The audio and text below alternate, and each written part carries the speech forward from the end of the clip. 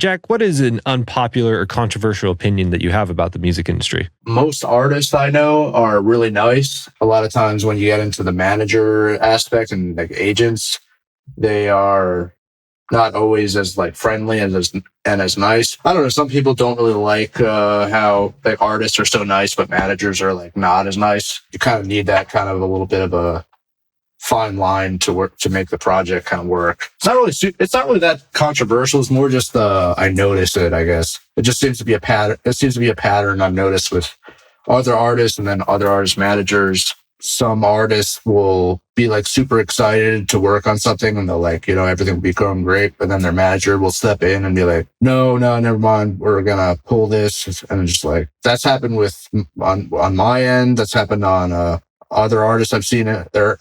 And, where artist to artist, sometimes things are going great, but then managers to their artist or whatever it is, sometimes it doesn't always work out. That is actually something I want to dive a little bit deeper into, because I would love to get some insight into how to handle that, because there's absolutely people listening to this that have lived through that. I have lived through that. I mean, obviously with me, it's like podcast related, but how do you deal with that? Because the scenario of the artist is all on board. They're super stoked. They're not just, they're not just faking it. They're like, yeah, dude, like I would love to collab with you, or I'd love to have you open for my show, or I'd love to come on your podcast, whatever.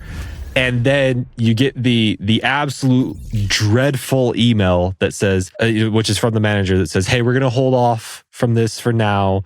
And you're like, wait, hold on. Like the artist was all stoked about it. Why? You know what I mean? There's kind of like this kind of feeling like you don't want to push back on the manager, because then that leaves a bad taste in everyone's mouth. You see what I'm saying? Like what do you do about that, Jack? That's where you kind of get introduced to the music industry being a little bit of a rough industry. Just kind of got to get used to it, because it's going to happen. There's people that are much bigger than me that are still dealing with those kind of things.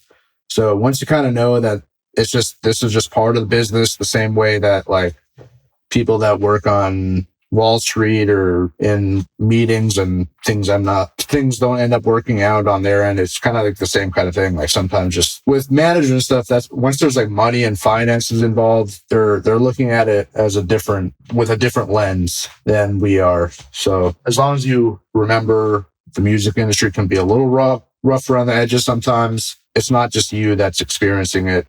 Everybody has experienced it. I don't think there's like a single artist that hasn't. Like if you were talking with someone that you really wanted to work with and they're all stoked about it, and you got the dreadful email from the manager that says, we're going to hold off from this on this for now. Are you more inclined to kind of push back and say, well, like, oh, wait, hold on. Can we talk about this? Maybe we could do this. Or are you one that says like, okay, once manager has spoken, the law has been laid and we just kind of move on? Like what's your position on that? Yeah, it kind of depends. A lot of times I'll want to know like, oh, what happened? What's going on? But a lot of other times I know that they're saying those kind of things in the nicest way possible. And, a lot of times how they say it isn't always directly what they are actually meaning, unfortunately. Saying, we're going to hold off for now is just the nicest possible way of just saying, we're not going to do this right now.